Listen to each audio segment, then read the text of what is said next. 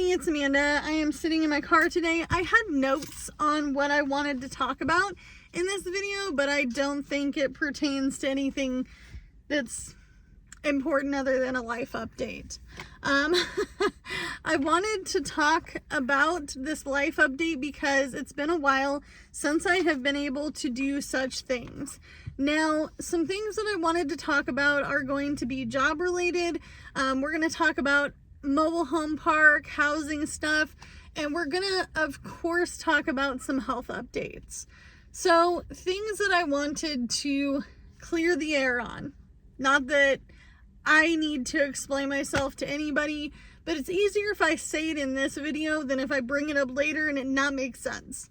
Okay, because I'm all about being transparent but making sense on this channel. However, I wanted to make sure of something.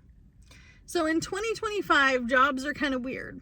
Jobs are kind of weird, and things are not as fluid as they used to be. And at this point in time, everybody is trying to nab everything they can, whether it be hourly jobs, side hustles, reselling their stuff, posting their homes for sale, posting extra cars for sale, whatever they're not using in the here and the now, they're getting rid of it. Okay? And a lot of people are struggling to find work. So something that I wanted to make sure you knew of is no matter what the situation is, I still have ongoing side hustles. So I'm always doing gig working, DoorDash, Uber Eats, Instacart, Spark, and Jordan does the same things as well, my husband. For whatever reason, because he doesn't show his face as much on this channel, they assume that he just does absolutely nothing. Why? Because I'm the one talking to you in the camera, not him? He could tell you the same thing as I'm telling you right now. So, we have been sharing this car to do gig working. It's not ideal. That's why we have the other car. That's why we have the other car, but it needs a part. It is a running vehicle. It does run and drive. However, I would rather get this particular part fixed because otherwise something else could happen to the vehicle. Okay? So, we have to share the car. And I thought to myself, Amanda, you need to get an hourly job during the times that it's busy for Jordan, the husband, to do some gig working. That way there's constant flow of something coming in, whether it be a small or a larger amount, okay? So I am going to be doing the same gig working routine that I normally always do. Even when I say I'm going to take a day off, I do it in the morning anyway. So I'm going to be doing DoorDash and Uber Eats. And then when I'm in the city, I will be doing the Instacart and the Spark. However, I did find an hourly job. I don't know what it looks like. I don't know. I just know that they were hiring. I asked the old boss if there was some sort of position open. Hey, I'd like to come back. There are some, this is just a piece of plastic, by the way, that I used to prop myself up for a second. I feel like there is some uncertainty with this job because I don't know the parameters. I don't know if it's going to be full-time, part-time. I don't know if it's going to be 2 days a week. I know that it's of a certain hourly wage, which hasn't gone up since the last time I worked there, which is actually kind of nice because I was sitting down to figure out what I could possibly make. Okay. I don't know if this is going to be seasonal or if it means that I will be working there in the winter. I would prefer not to drive that far in the winter time. However, this is a job that I can do, done it before. I don't need to be trained, worked there all throughout the pandemic, and it was my debt payoff job, okay? So I can tell you right now, I don't know. It's kind of up in the air. I'm not going to guarantee anything. I'm not going to say, oh, you know, this is going to be full time because I just don't know. The other thing I wanted to talk about was the jobs that Jordan applied for. He is looking for entry-level things. Plumbing, cabinetry. He's looking for anything with anything construction related, or maybe countertops, excavating, concrete, painting, landscape, something that he can actually utilize, skills that he's already been kind of doing around the house. And he is still on the list for the plumbing apprenticeship program, but it's years wait. More than a year, could be 2, could be 3, could be 4. The electrician program is 6 to 7 years. I know, it's hard to believe. Small area, everybody wants to be doing the things to make the money. And it's expensive to live here, so of course there's going to be a list. But he did hear back from one company, and they didn't even see him. They never interviewed him. He applied online after calling, and they said, hey, you just don't have the experience we're looking for. And I'm like, isn't that a part of being an entry-level position? I guess it won't matter.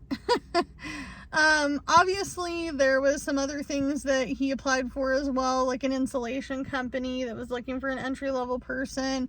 There is a company that makes concrete products, and they were looking for a warehouse person.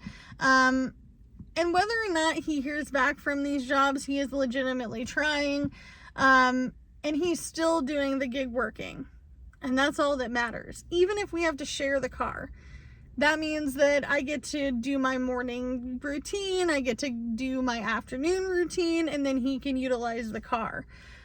He does need to get this car worked on. It is running, and it does drive. I know that there was some confusion as far as that goes. It does run, it is driving, it is going to be $570 to get it fixed.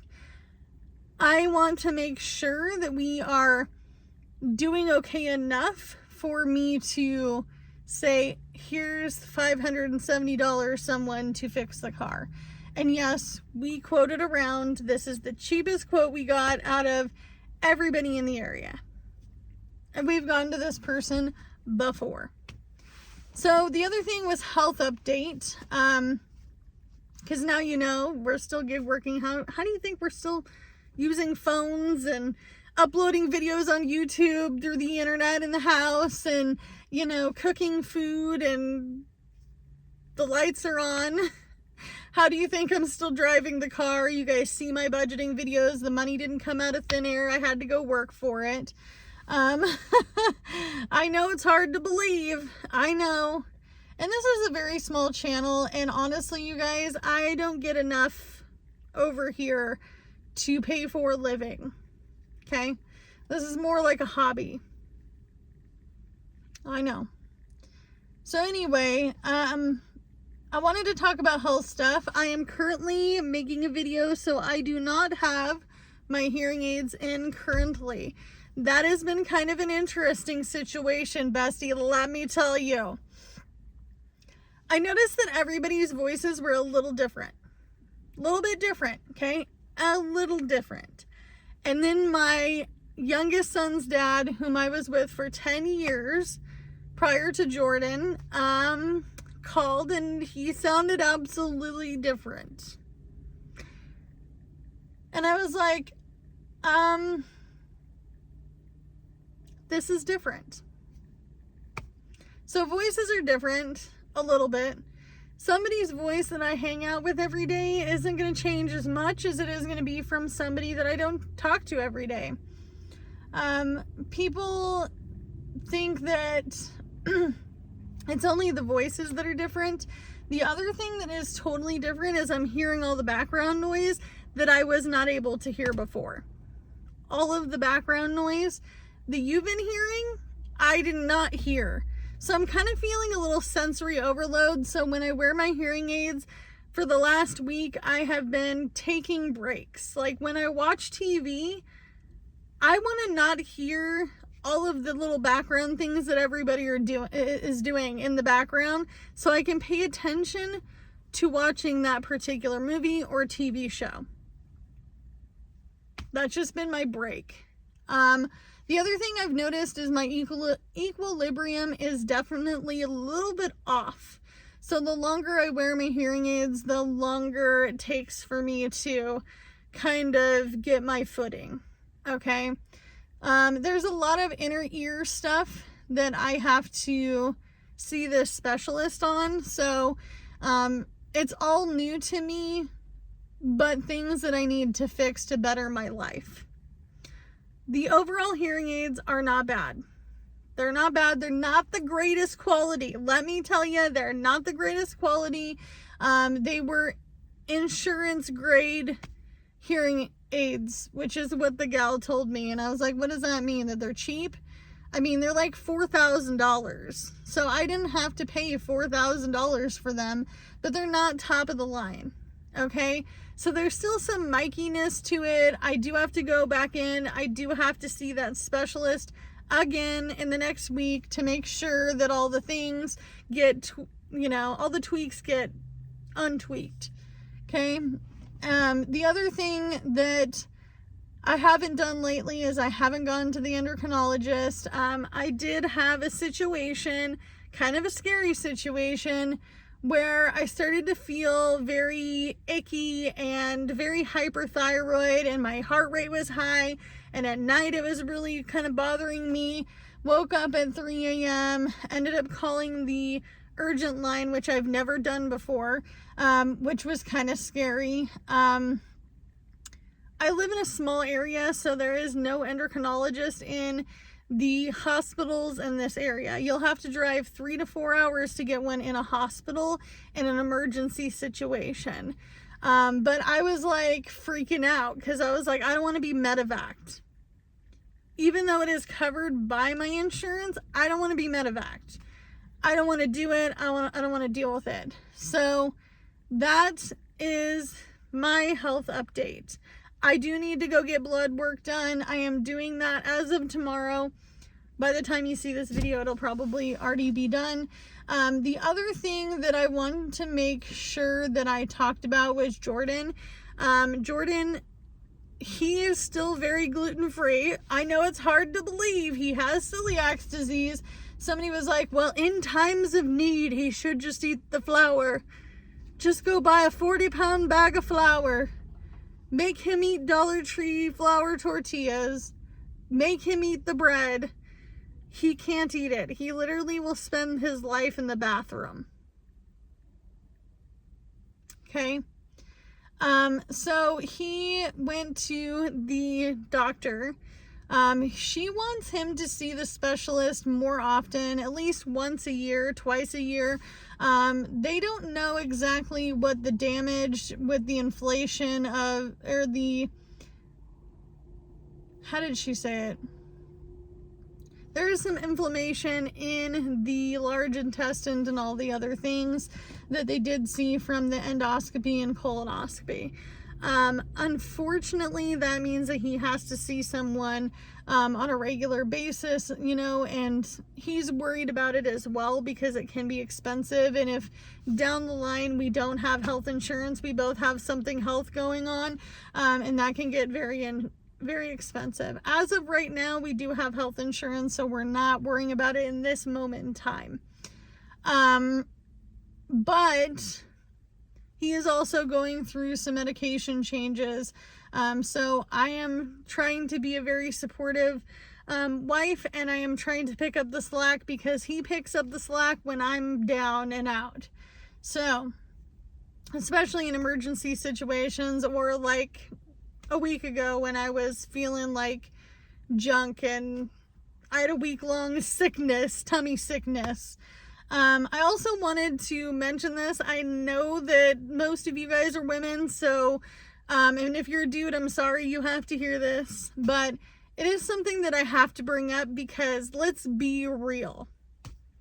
I am not post-menopausal. I'm not. I have a Nexplanon in my arm. it keeps me from having babies. That's what birth control does. And I know it's hard to believe, but there are some birth controls out there that just don't allow you to have a period. And we don't need to talk about the birds and the bees, but I can tell you right now, it's better than Depo. Depo likely does not allow you to have your cycle, but this definitely I've had for a long time. And actually, this is my second one. Somebody also wanted to know what my future parenting plan stuff is. As far as like maybe having one more, I'm not even looking into that at this moment in time. I have two wonderful, beautiful boys, one that's 10 and one that's 14, and I'm happy with that at the moment. I'm not saying the door is completely shut, but I'm also 36 years old. I can have babies. I know you didn't want to know that, but it was brought up in multiple comments and people were liking that comment, that one comment. People are just over there like liking, maybe she's menopausal. No, I'm too young for that. Not only that, but definitely things can happen. Do I want them to happen? No, that's why I'm wearing the birth control in my body on a regular basis. I feel weird even bringing that up, but I had to, bestie. I'm sorry. Okay, on to the mobile home park and mobile home update. So, they still haven't given me a list of all the things that they want me to do. I'm letting it lie. You don't want to give me the exact list? I can't do anything on the list I don't have. So, I got on the phone today, yesterday, the day before. I talked to as many people before I made this update video because I wanted to be 100% sure that I'm 210% correct when I say this. So I got asked the other day when we're going to move. When do we plan on moving? What's the time frame? The answer is I don't have a crystal ball, baby. I don't got one. If you do, let me know when I'm going to be moving because I want to know. My anxiety says, please give me the tea. If you got the crystal ball, let me know. As of right now, things in the mobile home park have been kind of quiet. However, we've had some updates in the mobile home park and a lot of people are moving. And a lot of people are selling. They have their for sale signs up in their little, they can only have one this big in their window, which honestly, if they think that that's the only way you can sell your house, okay. Supposedly you're supposed to give them notice before you can post your house for sale. I don't know how legal that is. I don't know who drew up this plan. I don't know if they were someone in Nevada or Oregon because this company is from Nevada. However, I called the program for the weatherization. I said, listen, what's the chances of you actually being able to help me with this bathroom remodel, the roof, the windows, the doors, the skirting, insulation, the insulation for under the house, and all the different things? She said that it's a 75% chance that we are going to get this all done in probably late July, early August. We have 1 year from that particular time to think about moving. It's not a long time, it's a year, right? Otherwise we have to give them a percentage of whatever back. However, she knows my situation because I had called 4 days in a row and we have been on numerous phone calls. They know what has happened in this mobile home park. They know that we've put in our time, our efforts, our abilities to be able to do all the things that they asked us to do in order to stay in this program, which is an extensive list. Okay. Here in Oregon, they don't just give you things. They don't give you things. So, I mean, it's been a long time waiting for it, and it was supposed to happen in spring, but obviously the economy has been sucky. And they ran out of funding and things got really expensive, and she's like, now we're, doing some extra things for folks because they don't have the funds to do them, or maybe they had to spend more on this project than another. I know for a fact that I just need to wait and be patient for July to happen. Now, obviously, they know if something happened to where we got one of those blue flyers on our door, or red flyers, whatever color it was that my neighbor said it was, saying that they're no longer going to continue our lease for the lot that our home is on, we would have 120 days to sell our home. Now, they know the parameters of what could happen in these mobile home parks, and they're not surprised. However, she told me that they don't need to be harassing me month after month, day after day, week after week about stuff that I'm already going to be working on with their program. So that was nice to hear. After multiple phone calls, very informative, very sweet, very understanding, knowing, you know, they know what our income is. We couldn't get into this program otherwise. They know all the things about us. There's nothing to hide now. However, she's like, things happen all the time. But just let us know the more you know. The other situation that is a new update, is that because there's a lot of people moving, that's giving Jordan a lot of anxiety, which makes him feel like, should I tell my wife that we just need to sell our house? Like, and I think a lot of it is people are scared. I'm not gonna lie, I'm scared too. I don't have a crystal ball to tell me when I'm gonna be moving, but I know that I'm having to prepare for that moment, right? And if you're in my members, you know what we're doing over there. My members only videos, you know what we're doing over there. So, and it's gonna be interesting once it comes that time where we are figuring out all the things and everything is dialed in. Something I have done in the last 2 days that has been a little different. We did receive some free flooring from a family friend, specifically Jordan's family friend. And we're going to use that flooring to put down in one of the smaller rooms. If I could show you it, I would, but they're kind of heavy and long. They are kind of a gray wood tone. They're gray wood essentially. So that can be used, I believe, in one of the smaller rooms, and then we are going to go up to the